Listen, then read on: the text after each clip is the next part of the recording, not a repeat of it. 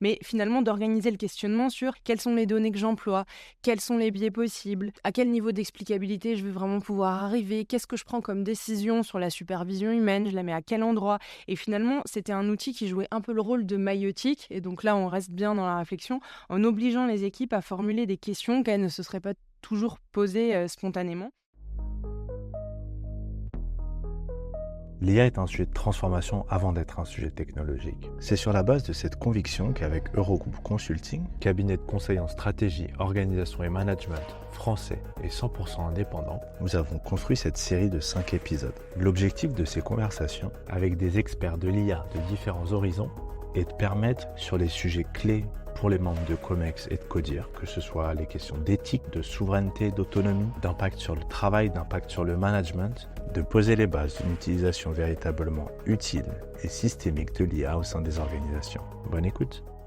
Bonjour à tous les deux. Et aujourd'hui, l'objectif de l'échange, c'était d'un peu creuser, on va dire, les enjeux éthiques liés à l'intégration de l'IA dans les organisations. Et pour commencer, je voulais vous demander de vous présenter rapidement, Jean-Gabriel Sigline, et peut-être en 2 mots aussi, quel est votre rapport aujourd'hui à l'IA? Comment vous regardez le sujet, notamment celui de l'éthique? Jean-Gabriel Ganassia, je suis professeur d'informatique à la faculté des sciences de Sorbonne Université, l'ancien Jussieu, et je travaille en intelligence artificielle depuis, j'ose pas dire combien d'années, hein, j'ai commencé en 79, hein, donc c'est un sujet que je connais bien.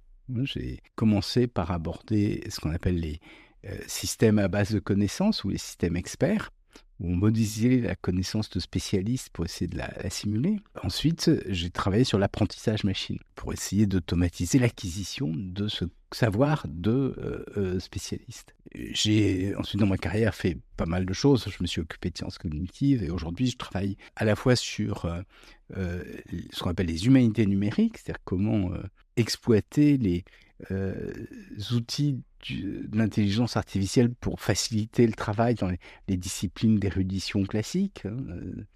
Et puis, j'ai abordé les questions d'éthique du numérique. Pour comprendre la raison pour laquelle je les ai abordées, c'est parce que j'ai une double formation, à la fois d'ingénieur et de philosophe. Au début de ma carrière, quand j'ai commencé à faire l'intelligence artificielle, on n'imaginait pas une seconde qu'il y ait des questions d'éthique liées à l'intelligence artificielle. On travaillait pour le bien. Les méchants, si je puis m'exprimer ainsi, c'était les médecins, les physiciens, les biologistes, car leurs activités pouvaient poser un certain nombre de problèmes. On l'avait vu dans l'histoire, hein, les physiciens avec l'atome, avec le nucléaire, les biologistes avec les manipulations génétiques, les médecins avec les expérimentations dans les camps de concentration. En revanche, à l'époque, on pensait que comme le numérique, l'informatique, l'intelligence artificielle ne touchaient pas la matière, que c'était simplement des transferts d'informations, ça ne posait pas de problème éthique. Puis on s'est rendu compte avec le tournant du millénaire à peu près, au moment où les rapports humains étaient tous médiés par des flux d'informations, que ça pouvait avoir des effets sur l'ensemble de la société divers, hein, et que ça pouvait transformer le travail, ça pouvait transformer les rapports humains, et que éventuellement hein,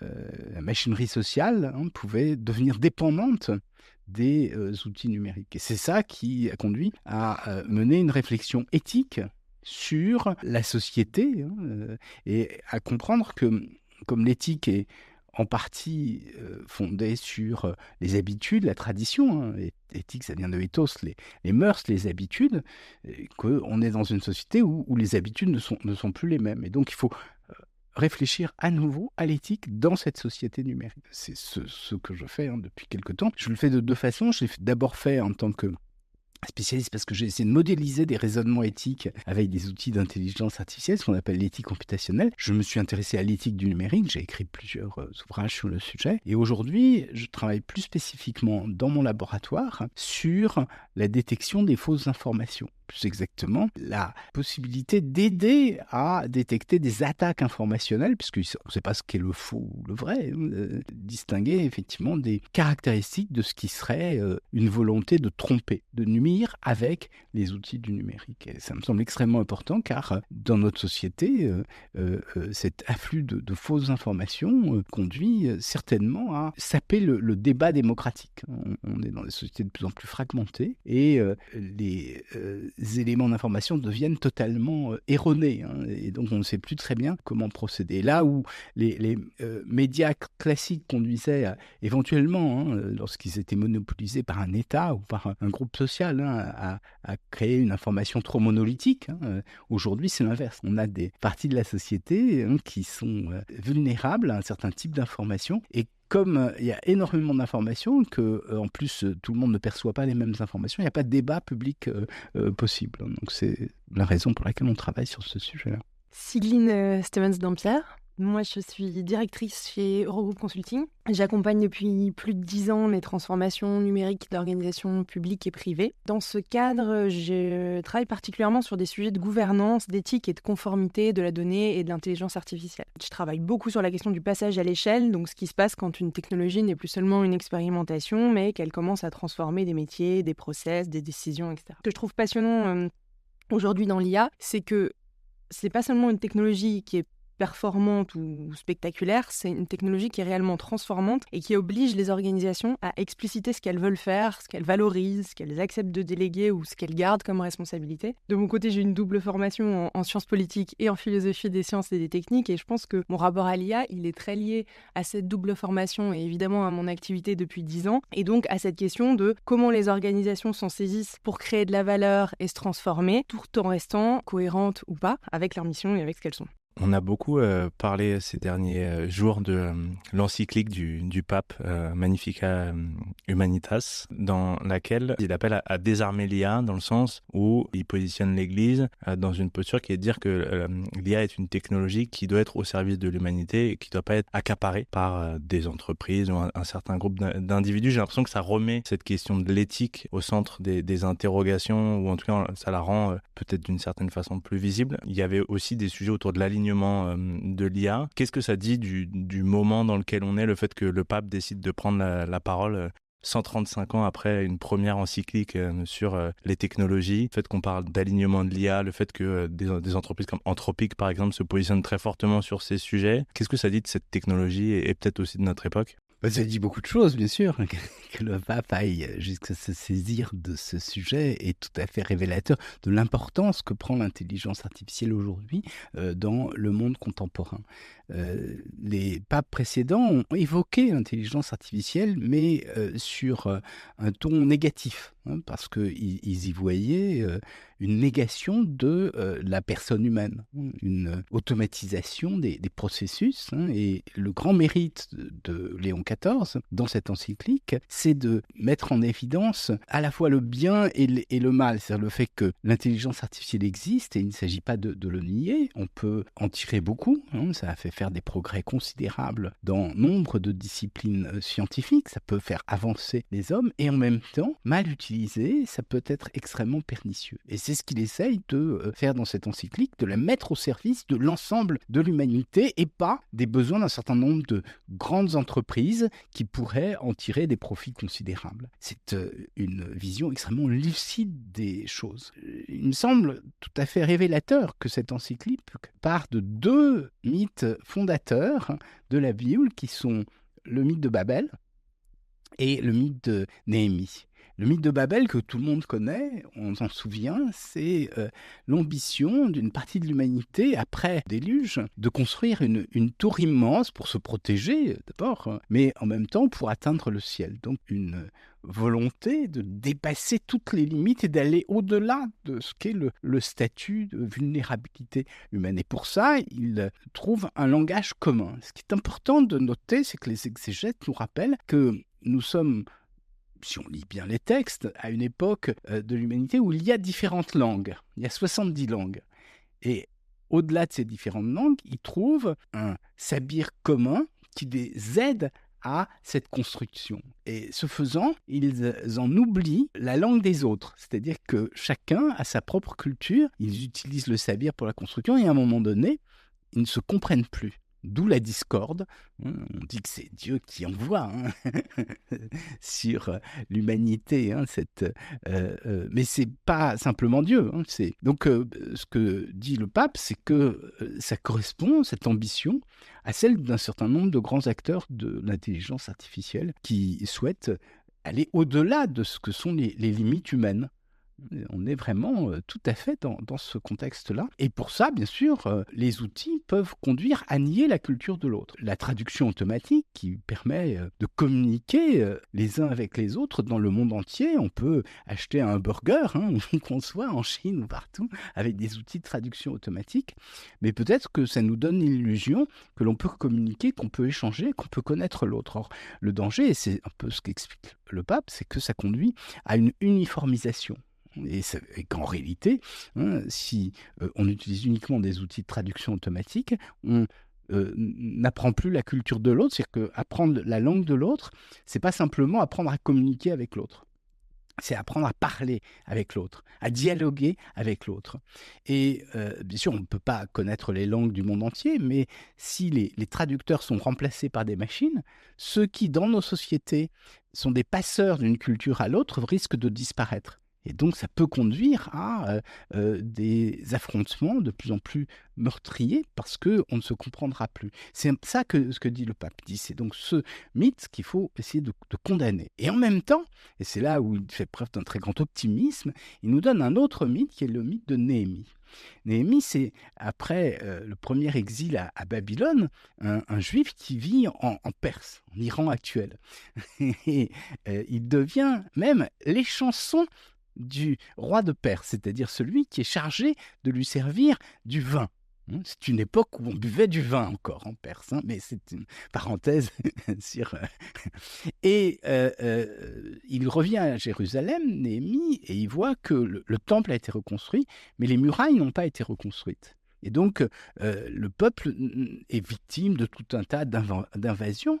Et à ce moment-là, il projette de reconstruire ces murailles. Mais au lieu d'avoir une idée verticale, ce qu'il fait, c'est qu'il donne à certains groupes la possibilité de reconstruire. Chacun reconstruit une porte, un pan de muraille, etc.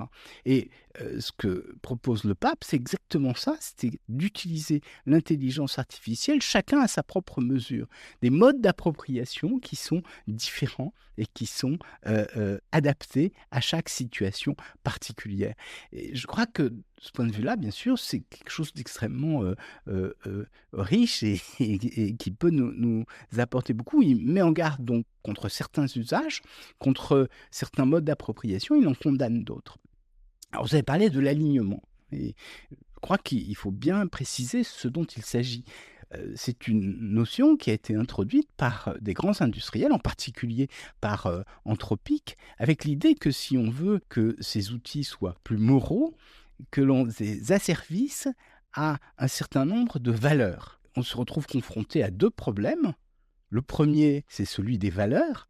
Comment choisir ces valeurs ? Et les valeurs sont toutes en conflit les unes avec les autres. Chaque valeur, en tant que telle, est admirable, mais la mise en œuvre confronte à d'autres valeurs. Prenons un exemple. On est en général tous d'accord qu'il faut protéger la vie privée des individus, que c'est la condition de la liberté. Et en même temps, on souhaite tous la transparence.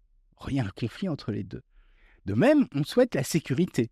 Alors là encore, il y a un conflit, car si on a une protection de la vie privée trop grande, nos informations personnelles seront totalement opaques et donc on ne pourra pas assurer la sécurité, car on ne saura pas d'où vient telle personne, qu'est-ce qu'elle a fait dans le passé, etc.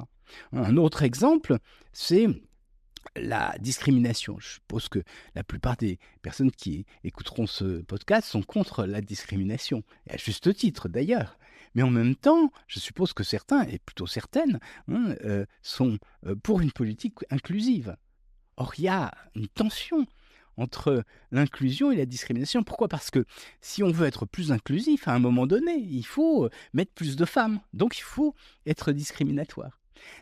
Donc tout ça montre bien la difficulté avec les valeurs. Algorithmiser des valeurs, c'est très difficile, et qui plus est, mettre toutes les valeurs ensemble, c'est très difficile. Donc ça, c'est le premier point. Puis le deuxième point, c'est que ce sont des grandes sociétés privées qui veulent devenir l'arbitre de la morale universelle, puisque c'est elles qui vont décider des valeurs et de la façon dont on va les appliquer. Alors ça me semble extrêmement problématique.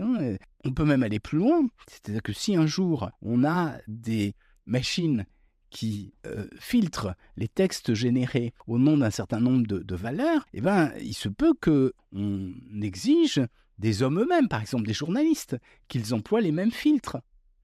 Et donc, l'alignement des machines, c'est peut-être un prélude à l'alignement des esprits dans la société. Donc, de ce point de vue-là, c'est extrêmement dangereux. D'ailleurs, c'est exactement ce que dit le pape. Il parle très peu de l'alignement. Dans son encyclique, une seule fois, il l'évoque. Il dit exactement la même chose. Il dit, mais avant de parler d'alignement, il faut se demander quelles sont les valeurs que l'on va appliquer. Tout ça pour dire qu'il en parle assez peu. Il répond, bien sûr, à Anthropique. Alors souvent, on nous a dit que Anthropique avait nourri la pensée du pape. C'est plutôt l'inverse. C'est-à-dire que je pense que le pape répond de façon extrêmement claire à l'ambition d'Anthropique, qui est de décider unilatéralement de ce que seront les valeurs et les forces morales du monde moderne. Il y a peut-être aussi un sujet, je trouve, vraiment de momentum sur l'encyclique, au-delà évidemment de ce qu'elle dit sur le fond. Je pense qu'elle marque un moment et il devient difficile de continuer à traiter l'IA comme un simple sujet d'outillage ou de performance. Et évidemment, c'est un sujet que des gens comme toi développent depuis très longtemps, des philosophes, des acteurs terrain, etc. Mais je pense que ça marque vraiment un moment où dans l'espace public, on est obligé de se confronter, de regarder vraiment cette question dans les yeux et de regarder l'IA, comme je le disais tout à l'heure, vraiment comme une technologie transformante. Voilà, elle le fait avec son langage religieux, spirituel, centré sur la dignité humaine, le bien commun, la responsabilité, etc. Mais avec, encore une fois, cette idée plutôt classique que les technologies ne sont pas neutres, qu'elles incorporent un certain nombre de choix, qu'elles reconfigurent des rapports humains et de pouvoir, et que du coup, elles nous transforment et il va falloir vraiment s'en préoccuper. Pour poursuivre là-dessus, parce que Jean-Gabriel parlait d'Anthropique et des grandes organisations auxquelles faisait référence le pape. Toi, Sigline, tu es au contact régulièrement dans ton activité avec ces entreprises et organisations publiques, privées. Comment elles s'emparent de ce sujet de l'éthique ? Comment il est traité, perçu, peut-être notamment au niveau des comités de direction ? Est-ce que c'est un sujet important ? Est-ce un sujet qui est traité en permanence ou c'est une mode ? Enfin voilà, comment ça se passe ? C'est une bonne question. Alors, je peux essayer d'y répondre avec le recul qui est le mien, évidemment. Je pense que le sujet a souvent été considéré comme important. Il n'est pas nécessairement prioritaire. Dans beaucoup d'organisations, il me semble que l'éthique de l'IA a longtemps été perçue comme un sujet un petit peu abstrait, un sujet de principe, de communication, pas dans le sens noble du terme, et finalement un sujet un peu mou, difficile à transformer en décision de direction. D'ailleurs, nous, en tant que cabinet de conseil, ça nous questionne aussi, en nous disant est-ce que finalement cette éthique de l'IA, c'est un objet business ? Est-ce que c'est une offre achetable pour nos clients ? Est-ce qu'ils vont venir chercher ça ? Et mon retour d'expérience, c'est qu'en effet, l'éthique de l'IA prise isolément, elle est souvent difficile à prioriser dans les organisations et à vendre. En revanche, elle devient beaucoup plus audible dès qu'elle se lie à d'autres sujets. Quand on parle conformité, quand on parle confiance, quand on parle acceptabilité, réputation, relation client, là, elle prend une autre dimension qui devient audible. Et donc, je dirais pas du tout que les organisations ne la prennent pas au sérieux, mais je dirais qu'elles ont plutôt besoin que cette éthique soit rattachée à des enjeux tangibles. Je pense que c'est ce qu'on a vécu, Jean-Gabriel et moi, avec Pôle emploi, ex-France Travail, qui avait, il y a quelques années, mis en place un grand programme Intelligence Emploi destiné à passer l'intelligence artificielle à l'échelle. Par à l'échelle, on veut dire être capable de mettre en place des solutions d'IA en continu et pour l'ensemble de ses publics. Donc par exemple, quand on parle de ses conseillers, c'est pour l'ensemble de ses conseillers. Je pense qu'ils avaient vraiment eu cette lucidité précieuse de voir que l'éthique n'était pas à l'échelle un supplément et que c'était vraiment une des conditions de possibilité du déploiement et qu'il fallait qu'elle soit vraiment omniprésente pour sécuriser cette transformation-là. Et je pense que voilà, selon le niveau de maturité des organisations eu égard à l'IA, c'est ce qu'elles découvrent progressivement.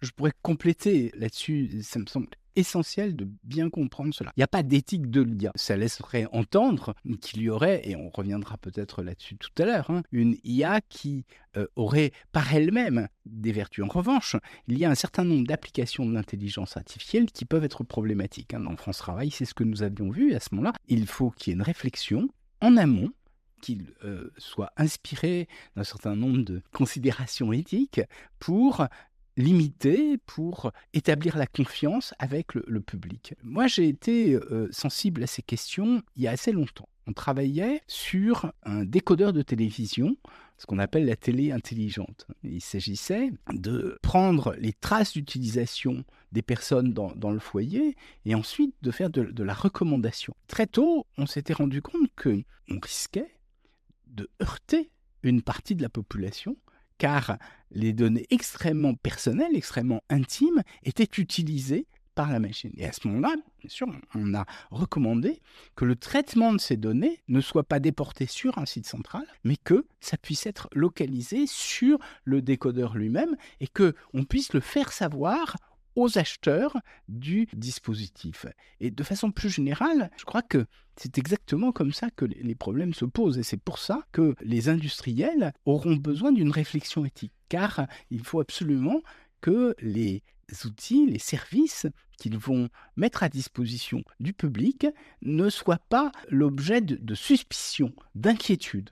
Et c'est donc à cela que peut servir, à mon sens, la réflexion éthique. Parfois, on parle d'éthique, on va parler de réglementation, il y a l'AI Act, de conformité, de gouvernance. Est-ce que vous pourriez peut-être proposer quelques définitions, en tout cas de dire de quoi on parle et comment la réglementation et l'éthique fonctionnent ou pas ensemble d'ailleurs? L'éthique, on le sait, c'est une branche de la philosophie qui s'occupe du bien et du mal, de ce que l'individu doit faire ou ne pas faire. C'est ce qu'on appelle la philosophie pratique. Ça s'adresse à des individus libres, qui ont le choix d'agir de telle ou telle façon et qui sont responsables de leurs actes. Tout à l'heure, Sigline a parlé de responsabilité. C'était essentiel. Même le pape parle de responsabilité. Il s'agit de savoir comment on se comporte dans le monde qui est présent. Un monde où le numérique prend une part si importante change notre responsabilité.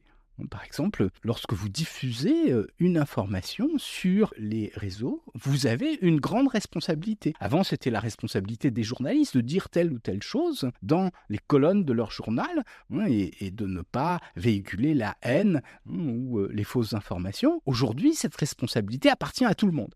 Et je crois, ça illustre tout à fait cette transformation. Le droit, c'est autre chose. Ça définit le permis et l'interdit. Dans le cas de l'éthique, c'est vous-même qui prenez vos responsabilités, mais il n'y a pas de sanction. Tandis que s'il y a une loi, normalement, si elle s'applique, si vous enfreignez la loi, vous pouvez avoir une peine.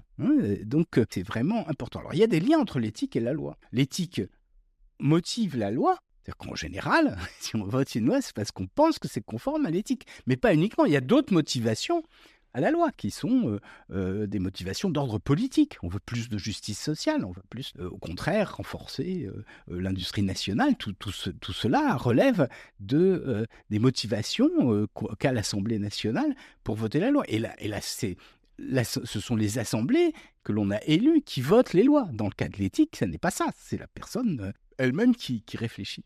Donc, on voit bien qu'il y a une distinction entre l'éthique et la loi. Et l'éthique intervient, j'ai dit, à la fois en amont de la loi, mais elle intervient aussi en aval de la loi. Au moment où le magistrat applique une loi, il doit avoir une réflexion éthique. On n'applique pas aveuglément les lois. Elles sont adaptées à chaque situation. On dit que la justice est aveugle, mais justement, un bon juge ne doit pas rester aveugle à la misère, au désespoir des malheureux. Et il doit prendre en considération tout un tas de facteurs. Donc ça montre bien qu'il y a une distinction extrêmement grande entre le droit et l'éthique, même s'il n'y a pas totale étrangeté de l'un à l'autre, mais il y a une distinction. Puis il y a une troisième question qui est celle de la gouvernance. Alors ça, c'est encore différent. Ça recouvre normalement les règles du bon gouvernement. Mais qu'est-ce que c'est que le gouvernement ? Vous savez que l'étymologie, ça renvoie à gouvernail.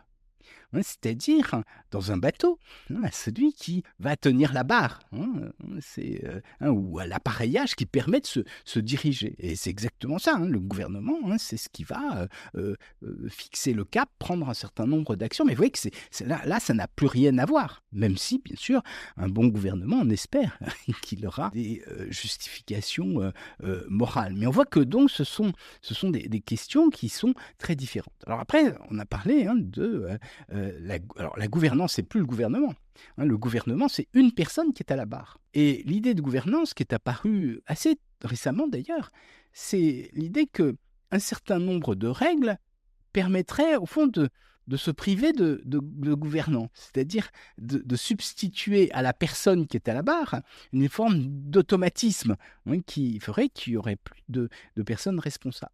Alors, bien sûr, d'un côté c'est bien parce que ça veut dire que ça n'est plus soumis à l'arbitraire d'une personne, mais d'un autre côté, bien sûr, c'est dangereux parce que ça veut dire qu'il y a une déresponsabilisation. Il y a juste un certain nombre de règles qui s'appliquent. Mais on est loin, bien sûr, de ce qui nous préoccupe ici, encore que une gouvernance idéale, a priori, ce serait une gouvernance qui pourrait se faire uniquement avec des machines, qui est un peu effrayant. Lorsque, par exemple, le Premier ministre albanais nomme à un poste de haute responsabilité, ministre de la passation des marchés publics, un agent artificiel, son idée, c'est que uniquement des règles vont permettre d'être plus justes. Alors on peut en douter d'ailleurs, si on regarde dans le détail, mais c'est un peu cette idée de se passer des hommes.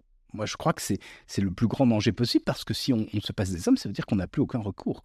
Alors, dernier point que vous avez évoqué, c'est la question de l'IA Act. Alors, l'IA Act, c'est autre chose. C'est la communauté européenne qui a décidé, en 2019, de mettre en place un certain nombre de règlements dans le but de régir l'univers numérique. Pour bien comprendre, il faut savoir que quelques années avant, on avait voté le RGPD, Règlement général sur la protection des données, qui avait été plutôt un succès. Dans le sens où les Européens se sont mis d'accord, ce qui est un premier succès, et deuxièmement où ils étaient arrivés à convaincre un grand nombre de pays dans le monde qu'il fallait une règle sur la protection des données personnelles. Donc on a essayé de faire la même chose avec au moins 4 lois, le DSA, Digital Services Act, le DMA, Digital Market Act, le Data Act et le AI Act. Et derrière, il y avait l'idée que si l'Europe n'a pas la puissance sur le numérique, elle n'a pas les infrastructures numériques, elle ne possède pas les usines qui fabriquent les machines, en revanche, elle va pouvoir régir le numérique. C'est l'idée qu'effectivement, on va gouverner par le droit. La loi sans la force, ça n'est rien. C'est l'impuissance. Et c'est exactement ce qui se produit avec ces réglementations européennes. On voit que l'administration des États-Unis, en l'occurrence, s'est opposée à la mise en œuvre de ces règlements. Et le commissaire européen qui a été à l'origine d'un de ces règlements, Thierry Breton, or qu'il n'était plus commissaire européen, a été condamné à ne plus pouvoir entrer sur le territoire américain, ce qui veut dire que c'est un avertissement. Toute personne qui est à l'origine d'une règle, même si cette règle a été votée en majorité par l'ensemble des députés européens, donc cette personne qui est à l'origine de cette règle peut ensuite être accusée. Donc ça montre bien les limites de cette réglementation. On peut rentrer dans le détail de cette réglementation. Donc elle est non seulement extrêmement complexe, mais elle est fondée sur la notion de risque. Et toute la difficulté avec les technologies de l'information, c'est que il est très difficile d'anticiper les modes d'appropriation. Et donc, ce que l'on perçoit à un moment donné comme un potentiel danger, c'est ce qu'on appelle un risque, tout d'un coup peut s'avérer relativement dangereux. En revanche, ce dont on n'avait pas imaginé le danger peuvent devenir très dangereux. Les agents conversationnels existaient depuis longtemps. Mais bon, ils étaient programmés à la main et ils n'apparaissaient pas très dangereux dans la première version de l'AI Act. Entre le moment où cette première version a été rédigée et puis le moment où on l'a soumis au Parlement, est apparu ChatGPT. Et à ce moment-là, les députés européens se sont rendus compte des dangers potentiels et des risques. Et donc, ils ont voté assez hâtivement un certain nombre d'amendements à la première version de l'AI Act.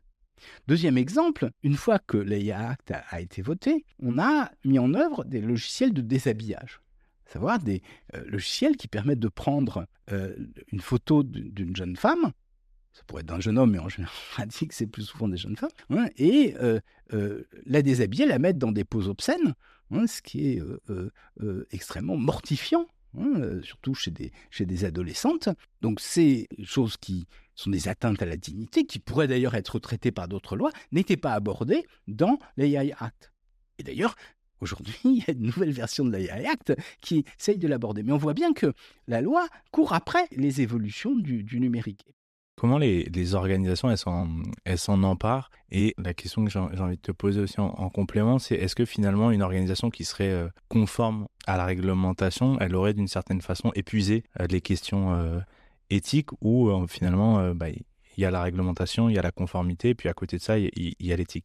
Je trouve que c'est très intéressant parce que sur les 10 dernières années, dans les organisations, j'ai vraiment senti un mouvement en plusieurs temps sur ces sujets éthique-conformité. D'après ce que j'ai vécu, et évidemment, c'est quand même différent selon les organisations, mais disons entre 2015 et 2018, il me semble que l'éthique a souvent permis aux organisations de se donner le droit d'avancer sur l'IA. C'est-à-dire, c'est vraiment pas négatif, mais il y a une technologie nouvelle qui est très chargée d'imaginaire, qui est parfois inquiétante, difficile à expliquer, parfois au contraire, elle est chargée de promesses mirifiques. Et l'éthique, elle a permis de démystifier, de rassurer, de dire on va pouvoir expérimenter parce qu'on va pas le faire n'importe comment. Et puis, dans un deuxième temps, quand c'est allé un peu plus loin, donc les premières organisations ont cherché à passer à l'échelle, il y a eu l'idée que ce cadre qui était posé par l'éthique, là où le droit ne donnait pas toutes les réponses. Alors, je reviens pas, mais effectivement, il y a quand même pas mal de réponses qui étaient déjà données par le RGPD, par la loi sur une informatique numérique. Finalement, on pouvait quand même lister pas mal de choses. N'empêche que ce qu'on venait rajouter avec cette réflexion éthique, des chartes, des principes qu'on allait s'appliquer, etc., ça a permis aux organisations de structurer des usages, de poser quand même des premières lignes rouges, des lignes de vigilance et d'avoir un premier langage commun aussi sur ces sujets.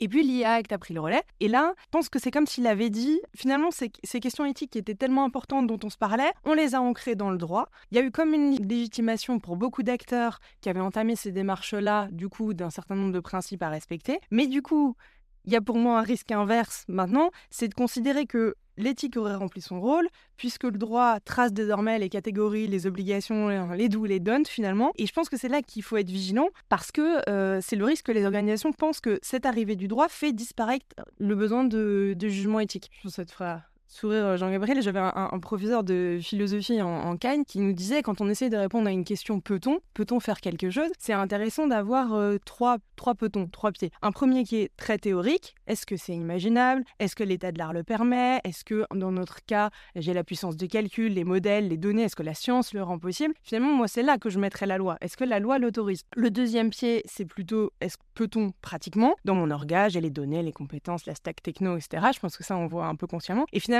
c'est ce troisième pied qui reste et qui est le pied éthique de est-ce que c'est souhaitable, est-ce que c'est responsable, est-ce que c'est aligné avec ce que nous pouvons être comme orga. Et je pense que, pour revenir d'ailleurs à la première question que tu me posais, les organisations, assez spontanément, elles instruisent ces deux premiers pieds, donc le possible et le faisable. Et ce souhaitable, du coup, il est un petit peu difficile parfois à trouver. Et je pense que ce qui est important de considérer, c'est que c'est pas ce troisième pied qui bloque le tabouret, mais que c'est lui qui va lui le permettre de tenir, en fait. Effectivement, non, ça n'épuise pas. Après, ma perception pour beaucoup travailler aussi sur la mise en conformité des organisations, c'est quand même une organisation qui est conforme, ne serait-ce qu'au RGPD, je trouve qu'il pose énormément de questions, qui s'est sérieusement intéressée à les questions que ça pose, notamment sur les finalités. Elle a fait beaucoup de chemin. Et donc, être conforme, notamment au RGPD, en ce qui concerne en tout cas la partie données perso, c'est quand même une réussite considérable, parce que finalement, ça veut dire qu'un codir a fait quoi? Ça veut dire qu'il a réussi à cartographier ses cas d'usage, à distinguer ce qui relève du POC, de l'expérimentation, de ce qui est en prod, il a qualifié les risques, il a documenté les décisions, il a organisé les preuves, il a fait se parler des gens de manière très transverse dans l'organisation. Je vais faire 3 gros paquets, mais même à l'intérieur de ces paquets, c'est pas si évident. Un premier paquet sur le juridique, DPO, conformité, tout ce qui est ensuite sécurité, cyber, data, IT, puis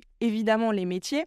Et donc, quand on fait tout ça, ça veut quand même dire que, encore une fois, on a répondu à un certain nombre de questions. Après, bien sûr, pour moi, il reste un certain nombre de choses ouvertes et on va continuer à s'en parler dans la suite de cet entretien. Mais est-ce que nous devons vraiment le faire? À quelles conditions? Comment j'arbitre entre des finalités? Et ça, c'est ce qui reste à l'éthique. Les lignes rouges sont tracées par le droit. L'éthique va travailler tout ce qui est dans l'espace encore ouvert, dans la zone grise, je pourrais dire, pour donner un peu des images. Pour finir sur un exemple, pour imager un peu, on peut imaginer par exemple une banque qui utilise une IA de recommandations produits de manière complètement conforme. On a des données correctement traitées, des consentements qui sont gérés, une sécurité assurée, une documentation qui est produite. Et il reste pourtant une question assez fondamentale, où il reste, je devrais dire, ça précède théoriquement, mais qu'est-ce que cette recommandation choisit? Est-ce qu'elle recommande le produit le plus rentable? Est-ce qu'elle recommande le produit le plus susceptible d'être acheté, le plus utile pour le client? À quel horizon? Et ce sont toutes des options juridiquement défendables. Donc finalement, pour moi, la conformité, c'est plutôt un socle, c'est pas un point d'arrivée, parce que la checklist qu'elle fournit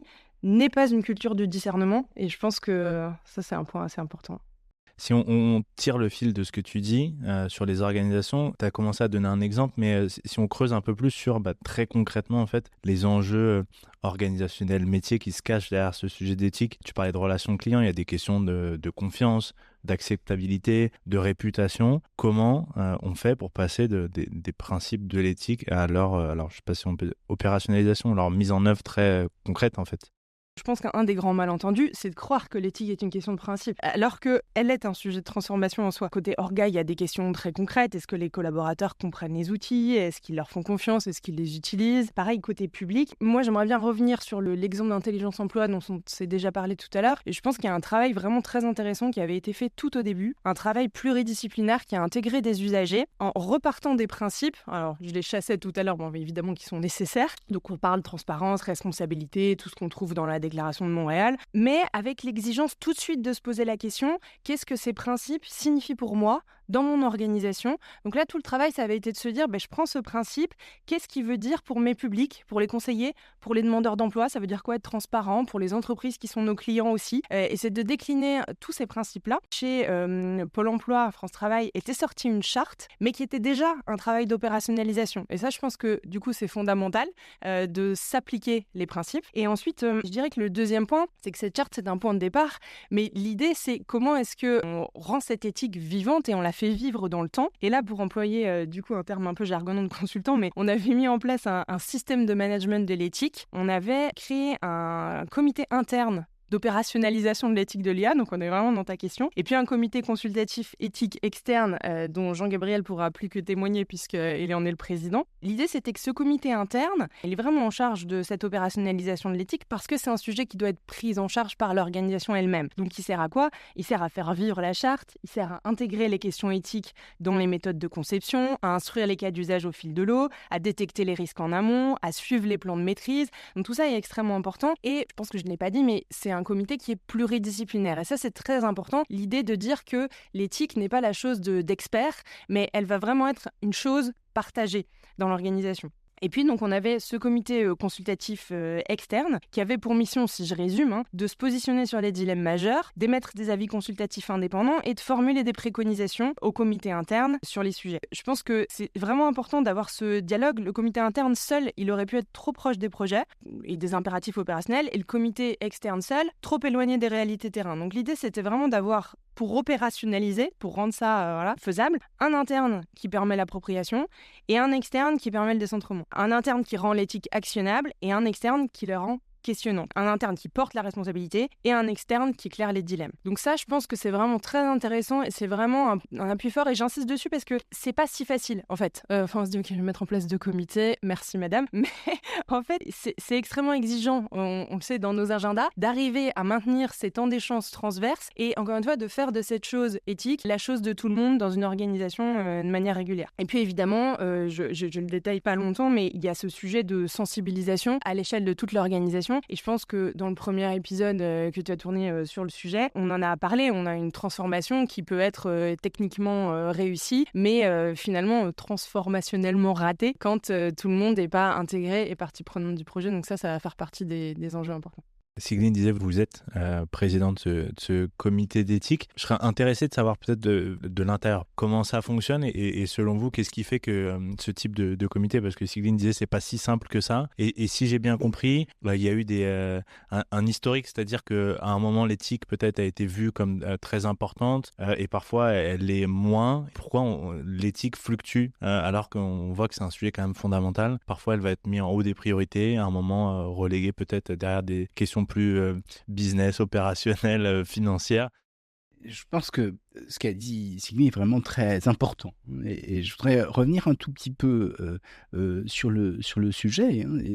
Tout d'abord, pourquoi l'IA est centrale? C'est parce que aujourd'hui, ça fait partie de technologies qui jouent un rôle essentiel dans beaucoup d'échelons, à beaucoup d'échelons, que ce soit dans les dispositifs, pour l'organisation du travail, etc. Et en même temps, on l'a vu, il y a un certain nombre de dangers, d'excès d'utilisation de l'intelligence artificielle. Et France Travail a très tôt perçu les questions que ça peut poser. Et je trouve que la façon dont ils ont abordé les problèmes au départ est remarquable. Et la première chose, c'est effectivement cette idée de charte co-construite. Et on a parlé de principes, et je suis tout à fait d'accord avec Sigmund. L'éthique, c'est pas d'obéir à des principes. Il n'y a pas de principes. Les principes, ça voudrait dire qu'il y a des choses premières sur lesquelles on ne transige pas. Or, l'éthique, c'est justement la réflexion qui fait que on va partir de la situation pour se demander comment on va agir. Et comme on est dans des sociétés qui ont beaucoup évolué avec le numérique, il n'y a pas de données là-dessus. Il faut tout repenser. Et ça va dépendre de ce que l'on veut faire. L'intérêt d'une charte, c'est qu'une organisation se donne, à un moment donné, un certain nombre de règles. Et l'idée, c'est que ces règles, elles soient peu nombreuses, pour que tout le monde puisse les conserver en mémoire. Donc, ce qu'on souhaitait, c'est qu'il y ait entre 5 à 7 points importants. Dans le cadre de France Travail, par exemple, le premier, c'est que chaque fois qu'il y a une application, que la finalité de cette application soit claire. Le deuxième, c'est qu'il y ait toujours un homme au centre. Ensuite, il y a les questions de sécurité, etc. etc. Je ne vais pas toutes les énumérer, mais je pense que pour une organisation, c'est central parce qu'elle peut décider de s'engager sur un certain nombre de points et tout le monde peut les connaître. Et à partir de ça, chaque fois qu'il y a une application, il faut se demander si ça répond bien à ces cadres que l'on s'est donnés. Bien sûr, cette charte, elle est évolutive. Et d'ailleurs, on a fait évoluer, et là, on est en train de la faire évoluer. Mais c'est un repère qui est extrêmement important pour les différentes organisations. Après cela, effectivement, je crois qu'il y a une articulation entre deux choses, c'est à la fois l'aspect technique et puis l'aspect réflexion. Et donc, il est bon, je crois, qu'il y ait un comité consultatif externe qui puisse donner un regard qui n'est pas simplement celui de l'interne. Alors, ce comité externe, il doit être effectivement pluridisciplinaire, il doit comprendre des personnes qui connaissent le métier, et puis des personnes qui justement peuvent avoir une réaction parce qu'ils connaissent plus les aspects éthiques, qui peut émettre des préconisations. Et ensuite, l'idée, c'est que ce comité externe, il puisse, à partir de ce qu'il a vu, mettre en garde contre certaines dérives, et ensuite, éventuellement, formuler des exigences techniques sur la façon dont on doit mettre en œuvre les dispositifs d'IA. Et ensuite, transmettre ça aux équipes internes qui vont modifier les dispositifs en fonction de ces recommandations. Moi, je pense qu'il y a, pour conclure, qu'il y a 4 plans. Il y a ces comités externes, la charte bien sûr, mais ces comités externes, ensuite des comités internes qui vont mettre en œuvre de façon concrète les recommandations des comités externes. En général, c'est un aller-retour, puisque on soumet le projet. Alors, il ne faut pas le soumettre trop tôt, le projet, parce que sinon, on va brider complètement l'imagination des concepteurs. En même temps, il ne faut pas le soumettre trop tard, parce que sinon, tout est terminé. Éventuellement, il faut le soumettre à 2 étapes, peu importe. Donc ça, c'est cet aller-retour entre un comité externe et un comité interne.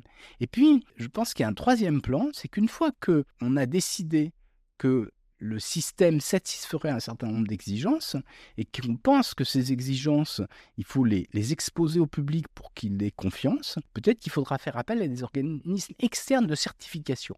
À ce moment, on n'est ni sur un comité consultatif, ni sur un comité interne, mais sur une organisation qui dit, je reprends l'exemple tout à l'heure du décodeur de télévision, qui dit que les données personnelles seront traitées localement. Il faut à ce moment-là qu'il y ait un organisme externe qui dit, voilà, vous prétendez cela, on va montrer que, sauf attaque particulière, vous avez bien conçu une architecture qui vérifie cela, et ça, vous pouvez le dire au public. Et puis, il y a un 4e plan qui me semble important, et qui, surtout à l'avenir, sera central, c'est assurer qu'il n'y a pas de dérive dans l'utilisation, que les modes d'appropriation ne vont pas changer la finalité initiale. Vous vous souvenez, au moment de la Coupe du Monde en France, il y avait eu des débats sur les caméras algorithmiques qui étaient utilisées dans les stades, qui avaient pour vocation de détecter les mouvements de foule. Et des inquiétudes fort légitimes d'une partie de la population qui pouvait craindre qu'il y ait une reconnaissance des individus, une identification des individus, et donc on se retrouve dans un pouvoir potentiellement autoritaire. Aujourd'hui, ces caméras de surveillance sont effectivement uniquement destinées à détecter les mouvements de foule. Mais il faut assurer le public qu'il n'y a pas de modification, c'est-à-dire qu'à l'insu de la population, tout d'un coup, on change la vocation initiale de ces dispositifs. Et donc, dans les organisations, c'est exactement la même chose. Donc, il faut qu'il y ait un suivi, je crois, qui puisse être assuré. Vous avez parlé tout à l'heure, Jean-Gabriel, d'éthique algorithmique, et j'aimerais bien, pour une question pour vous deux, qu'on revienne sur cette question une fois qu'on a parlé de la façon de traiter ces sujets-là au niveau organisationnel, il y a un enjeu technique, technologique, de se dire comment on essaye en tout cas d'intégrer ces enjeux éthiques dans les algorithmes qu'on développe. Comment justement on peut travailler sur à la fois les biais, la question de l'équité, de l'explicabilité. Est-ce que ça existe un algorithme éthique, et qu'est-ce qu'a changé l'arrivée des LLM, et que peut changer demain les agents autonomes dans ces questions-là? Parce que ce que vous disiez tout à l'heure, c'est que la réglementation court après la technologie. L'AI Act avait été pensé même avant, si je ne dis pas de bêtises, avant les LLM, donc il a été modifié, il a donc été pensé même avant les agents autonomes, et on se rend bien compte que les questions éthiques qui sont posées par un système expert ne sont pas les mêmes que ceux posés par un LLM. Donc curieux de vous entendre sur cette question-là plus technique. Tout d'abord, le terme éthique algorithmique est un peu choquant parce que justement, il y a un écart extrêmement grand entre la réflexion, qui est l'éthique au sens où je l'ai défini tout à l'heure, et puis l'algorithme. Donc, il n'y a pas d'éthique algorithmique à proprement parler, et il n'y a pas de même diaéthique au sens propre. Mais ce qu'on peut essayer de faire, ce sont des machines qui obéissent à un certain nombre de lois qu'on leur a données. Autrement dit, si on reprend la vieille distinction kantienne entre agir par devoir et agir conformément aux règles du devoir, on ne peut pas avoir une machine qui agit par devoir, parce qu'elle n'a pas de sens du devoir. En revanche, elle peut agir en conformité avec un certain nombre de règles qu'on lui a données. Et c'est bien sûr ce qu'on peut essayer de faire. Dans mon équipe, par exemple, à un moment donné, on avait essayé d'assurer que les algorithmes qui traitaient les données se conformaient au RGPD, c'est-à-dire que le parcours des données était conforme. Et je pense que ça peut être utile dans certaines applications, mais ça ne résout pas, loin de là, tous les problèmes qui sont présents. Alors ça, c'est le premier point. Le deuxième point, c'est que les technologies d'intelligence artificielle, c'est ce qu'on appelle des systèmes sociotechniques. C'est-à-dire que ce n'est pas comme une montre, un objet technique indépendant de vous. Il prend son sens vis-à-vis d'une organisation particulière. C'est donc le couple entre l'homme et la machine qui est important. Et donc, il faut penser les procédés en fonction du dispositif. Ce qui veut dire que ça n'est pas l'algorithme qui est responsable ou qui est éthique, mais c'est la façon dont on va l'utiliser. Alors, on a parlé effectivement de la notion de biais. Alors, tout le monde aujourd'hui s'effraie du fait que les machines pourraient avoir des biais, mais tout le monde a des biais. Les biais, ce sont ce qu'on pourrait appeler des préjugés ou des partis pris. Et donc, bien sûr, c'est négatif, sauf que on sait très bien que nous-mêmes, on a des biais parce que ça nous permet d'aller plus vite. Et ça a été mis en évidence par en particulier Kahneman et Tversky, qui ont eu le prix Nobel, où ils ont bien mis en évidence le fait qu'on avait plusieurs types de raisonnements. On a des raisonnements rapides qui éventuellement ont justement un parti pris, un préjugé, puisqu'ils vont plus vite, et puis un raisonnement plus rationnel. Donc une machine, bien sûr, quand on l'entraîne, elle peut avoir reflété ces partis pris. Ce qui importe, c'est bien sûr que les hommes qui utilisent ces machines, eux-mêmes, ne conduisent pas à des discriminations lorsque ils utilisent ces machines. Donc on s'est beaucoup inquiété de ce type de choses, mais lorsqu'on regarde de près, il faut bien comprendre, je crois que c'est vraiment essentiel, c'est que ce qui est problématique, c'est pas tellement le biais, c'est la discrimination qui est induite par des machines qui, effectivement, éventuellement, prendraient des décisions qui seraient différentes en fonction d'un certain nombre de critères qui ne sont pas pertinents pour la décision que l'on prend. De même, la question de l'équité est très compliquée parce que, et ça on le sait depuis l'Antiquité, quand on lit Aristote, il parle de l'équité, on compense ce qui est de l'ordre de la véritable égalité, mais bon, il y a des compensations qui sont justes, hein, des compensations qui sont injustes. Hein, et c'est bien sûr tout cela qu'il faut essayer de décider. Vous savez, par exemple, hein, aux États-Unis, l'une des façons de faire, hein, c'est on se dit, bah, les personnes de couleur, il y en a moins qui rentrent dans les universités. À ce moment-là, on va avoir une exigence pour rentrer à l'université qui va être différente selon son origine ethnique. Bon, est-ce que c'est juste ou pas? Ça pose un problème. Hein. Dans notre pays, on pense que non, hein, et qu'il y a deux normes possibles. Hein. Mais ça a été effectivement ce qui a été pendant longtemps hein, aux États-Unis la politique générale. Aujourd'hui, d'ailleurs, c'est en train de changer. Mais vous voyez, tout ça, ce sont des décisions humaines, ce sont des décisions politiques que l'on prend, et c'est pas à la machine de elle-même choisir ce qu'elle veut faire avec ces outils. Merci beaucoup, Jean-Gabriel, pour l'éclairage et bien sûr que je suis d'accord avec toi sur l'idée d'éthique algorithmique. Je trouvais ça intéressant, hein, l'écart que tu réintroduis. Moi, pour les auditeurs qui nous écouteraient, en particulier qui seraient par exemple au sein de Codir d'organisation, j'ai quand même un peu envie de dire, alors tu pourras peut-être m'aider, on pourrait chercher une formule autour de peut-être d'une éthique de la conception algorithmique, parce que ça remet l'éthique du côté du coup de l'humain. Et je trouve que c'est peut-être intéressant de le poser comme ça pour rappeler qu'en revanche, il y a un grand travail à faire sur tous ces sujets très très concrets. Encore une fois, de données, de biais, etc. Peut-être pour illustrer la manière dont on peut s'y prendre, je peux citer 2 choses qui ont été faites chez Pôle emploi, France Travail. Le premier, c'est l'élaboration d'un outil d'évaluation éthique des projets d'IA, qui était plutôt une forme de liste qui avait été travaillée à partir de l'assessment list du groupe d'experts de haut niveau sur l'intelligence artificielle qui avait été formé au sein de la Commission européenne, je ne sais plus quand c'était, autour de 2019-2020, je pense. Et en fait, qu'est-ce que je trouve intéressant là-dedans, c'est de dire qu'en fait, ça permettait d'organiser un questionnement. En fait, c'est là où je trouve ça intéressant. Donc évidemment, il ne faut pas entendre une liste comme « super, je vais avoir un feu vert, ça va me dire oui, non », et sinon ce serait bien trop simple. Mais finalement, d'organiser le questionnement sur quelles sont les données que j'emploie, quels sont les biais possibles, à quel niveau d'explicabilité je vais vraiment pouvoir arriver, qu'est-ce que je prends comme décision sur la supervision humaine, je la mets à quel endroit. Et finalement, c'était un outil qui jouait un peu le rôle de maïeutique. Et donc là, on reste bien dans la réflexion, en obligeant les équipes à formuler des questions qu'elles ne se seraient pas toujours posées spontanément. Donc l'idée, c'était évidemment pas encore une fois, de donner des réponses toutes faites, mais d'organiser une discussion de qualité sur le sujet.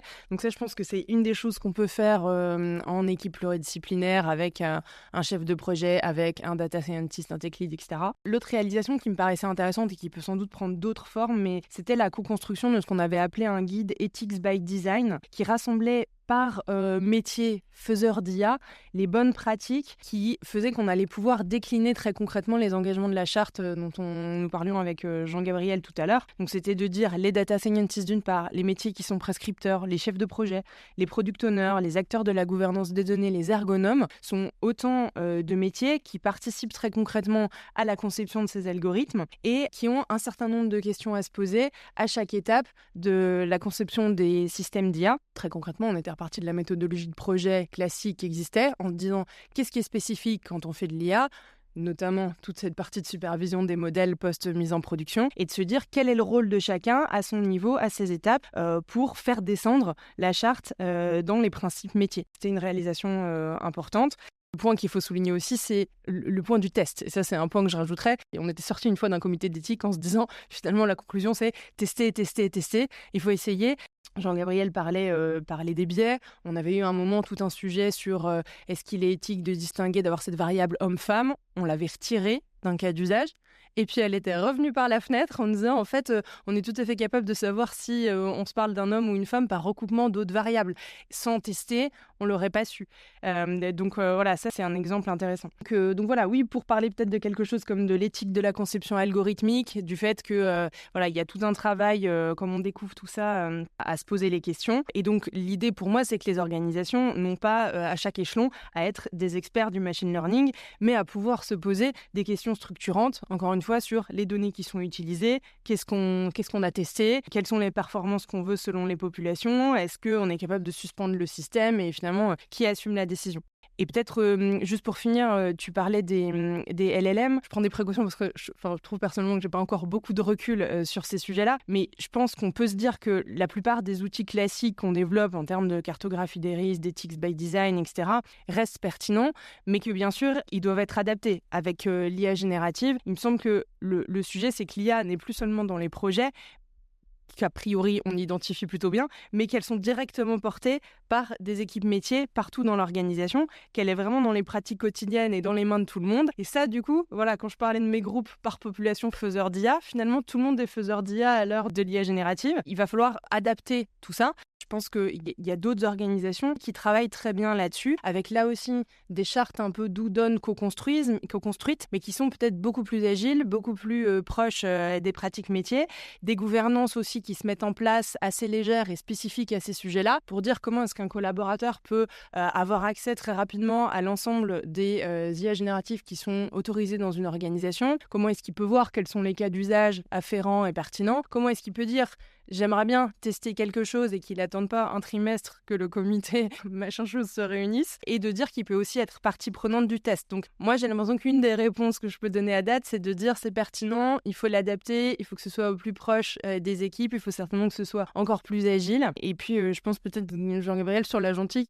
Tu as évoqué tout au début où tu parles de ce qu'on appelle le conflit d'autorité, c'est-à-dire face à une machine qui prend une décision, qui doit avoir la parole en dernière analyse. Est-ce que c'est la conclusion de la machine ou est-ce que c'est l'homme? Alors, il est vrai que dans une optique humaniste, on aurait tendance à dire c'est toujours l'homme qui doit avoir le dernier mot. Or, l'expérience montre que dans certaines situations, c'est par exemple le cas sur les études rétrospectives sur les accidents d'avion, il vaut mieux qu'en situation, ce soit la machine qui prenne la décision. En bien sûr, ça n'est pas toujours le cas, et il faut qu'il y ait une réflexion préalable pour dire, voilà, dans telle situation, s'il y a un conflit, ce qu'on appelle le conflit d'autorité, donc, il vaut mieux que ce soit la machine, ou au contraire, il vaut mieux que ce soit l'homme. Et donc tout ça, bien sûr, c'est une approche pragmatique qui fait l'objet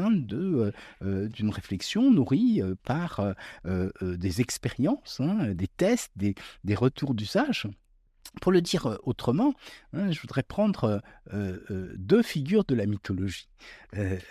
L'une, c'est Thémis. C'est-à-dire, c'est la loi, les lois qu'on s'est données, qui sont effectivement qu'il est possible d'implanter dans les machines, s'assurer que les outils obéissent bien à ces lois. L'éthique by design, c'est ça en réalité, c'est pas de l'éthique d'ailleurs, c'est parce qu'on va décider qu'il y a un certain nombre de contraintes qu'on impose au système. Et par exemple, ce qu'on appelle la transparence, jusqu'à un certain point d'ailleurs, sur la protection des données, sur la vérification qu'il n'y ait pas de dérive, sur les biais, etc. Donc ça c'est Thémis. Puis la deuxième figure, c'est Prudence, qui est une figure extrêmement intéressante. C'est la personnification de la vertu de la prudence. Et elle a deux attributs tout à fait remarquables. Elle a un serpent en signe de connaissance et elle a un miroir. Alors ça veut dire que, bien sûr, il faut mettre tout son savoir à disposition pour réaliser les outils les plus performants possibles. Et puis, lorsqu'on fait de l'intelligence artificielle, il y a un moment donné où ça ne suffit plus. Pourquoi ? Parce qu'on n'est plus en mesure de prouver la véracité du système, car il est entraîné à partir d'exemples. Or, si on fait de l'induction, c'est-à-dire le raisonnement qui part du particulier au général, il y a toujours une marge d'erreur possible. Et à ce moment-là, qu'est-ce qu'on doit faire ? Ce sont des tests, c'est-à-dire regarder le passé pour anticiper l'avenir. Et c'est ça, le deuxième attribut donc, de prudence, elle a un miroir et elle a un œil sur le passé lorsqu'elle regarde sur l'avenir. Donc je crois que ça nous donne bien sûr une bonne idée des exigences qui sont les nôtres aujourd'hui lorsqu'on introduit l'intelligence artificielle dans les organisations avec une réflexion éthique. Si on se dit que finalement l'enjeu, il n'est pas tant pour un dirigeant où il n'est pas juste de construire une IA de confiance, mais de se dire comment je fais en sorte que mon organisation reste digne de confiance à l'ère de l'IA, ce serait quoi peut-être les 2-3 conseils, fils à tirer, pistes pour permettre ça finalement ? D'abord, le terme conscience est vraiment important. Ce qui est essentiel, c'est qu'une organisation puisse conserver la confiance du public. Et en même temps, qu'elle puisse conserver la confiance de ses propres salariés. Et dans le cas de Pôle emploi, le but, c'était à la fois que les usagers, c'est-à-dire les demandeurs d'emploi, éventuellement les offreurs d'emploi, conservent confiance dans l'institution, mais en même temps que les différents personnels de Pôle emploi n'aient pas la crainte d'être remplacés. Et donc je pense qu'il faut s'assurer à la fois qu'en interne, les salariés donnent toujours du sens à leur activité, qu'ils n'aient pas la crainte d'être transformés en automates, de s'assurer simplement de contrôler la machine, mais de ne plus procéder à la conception, de perdre leurs compétences. Donc ça, c'est un point qui est essentiel pour le futur. Et puis en externe, il faut que les services qu'on rend, les dispositifs, puissent inspirer confiance aux acheteurs potentiels, parce que sinon ils se détourneront assez rapidement. Et donc je crois que ce sont ces deux exigences qui sont centrales pour l'avenir dans cette société où il y a un rôle de plus en plus important. Je partage ton point. On s'est dit finalement assez rapidement que l'IA ne fait pas que changer nos outils et tu le disais, elle agit finalement comme un révélateur de l'identité des organisations. Ce sont des choix, des outils, des méthodes qui sont déployées. Je suis pas sûre qu'elle crée tant de tensions que ça. Il y en a beaucoup qui existaient, la tension entre performance et confiance, entre personnalisation et respect de la vie privée, tu en as beaucoup parlé, Jean-Gabriel, entre efficacité et équité, entre l'automatisation et le jugement humain. Mais ce qui est intéressant, c'est que je trouve que l'IA oblige à les rendre explicites. En fait, elle oblige à l'organisation à se dire, et certainement à dire, ce qu'elle valorise réellement. Et voilà, comme on s'est dit que l'IA fait partie de ces technologies structurantes et qu'elle transforme tout, la relation client, le rôle des conseillers, le rôle du manager, l'autonomie des collaborateurs. Finalement, ce qui est intéressant, c'est que je pense que l'éthique, ça va être ce lieu où l'organisation réfléchit à l'heure de l'IA, à la cohérence entre sa mission, sa stratégie et ses nouvelles capacités que lui donne la techno. Très concrètement, si je suis une organisation à mission, c'est comment l'IA contribue à ma raison d'être et comment est-ce qu'elle pourrait la déformer. Si je suis une entreprise, si j'ose dire classique, comment est-ce que l'IA sert notre stratégie ? Qu'est-ce qu'elle construit comme relation client et quel type de performance elle met vraiment au centre. Et je pense qu'il n'y a pas qu'une bonne réponse. Je ne suis pas sur un sujet angélique de dire qu'il y a sûrement différents cas d'usage, différents moments dans la relation, etc. Pareil pour un acteur public. Est-ce que l'IA que je déploie sert l'intérêt général ? Est-ce qu'elle renforce les capacités d'agir des usagers ou est-ce qu'elle reproduit des inégalités et comment on le travaille ? Ou j'ai pris l'exemple tout à l'heure d'une banque. Est-ce qu'elle permet de mieux conseiller, de vendre davantage, à quel moment du parcours ? Et je pense que cette confiance qui est centrale, donc tu le disais à l'instant, elle ne vient pas seulement d'une charte ou d'un discours, elle vient de la clarté des finalités, de la qualité des arbitrages qui est travaillée, de la manière de les contester possiblement, et puis de cette cohérence avec la mission. Donc pour moi, finalement, l'IA, elle révèle les organisations qui la déploient et l'enjeu pour les dirigeants, donc c'est pas seulement de la contrôler, mais c'est vraiment de préserver cette confiance, comme tu le disais, dans l'organisation elle-même. Vous êtes arrivé à la fin de cet épisode. J'espère qu'il vous a apporté des éléments de réflexion ou un regard différent sur le sujet. Vous pouvez partager l'épisode autour de vous. Vous pouvez aussi nous faire un retour pour nous dire ce que vous avez pensé du format, du contenu. À bientôt.